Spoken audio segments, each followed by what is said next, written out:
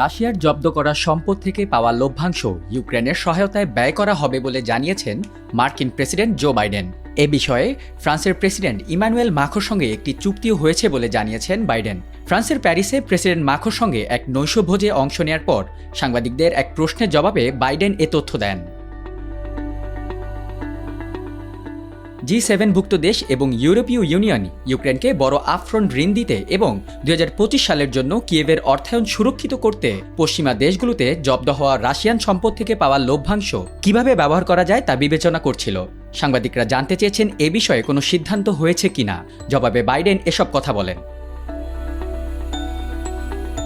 রাশিয়ার কেন্দ্রীয় ব্যাংকের প্রায় $281 বিলিয়ন বিশ্বব্যাপী ফ্রিজ করা হয়েছে, যার বেশিরভাগই ইইউতে।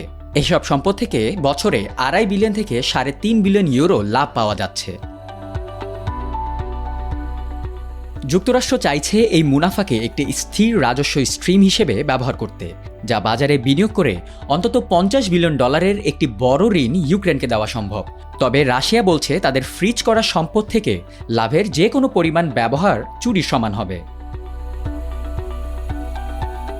এদিকে রাশিয়ান সম্পদ থেকে লাভের অংশ সরিয়ে ফেলার সিদ্ধান্তে কিছু দেশ থেকে উদ্বেগ জানানো হয়েছে, কিন্তু মার্কিন ট্রেজারি কর্মকর্তা বলেছেন যুক্তরাষ্ট্র এবং তার G7 অংশীদাররা এ বিষয়ে আলোচনার অগ্রগতি করছে।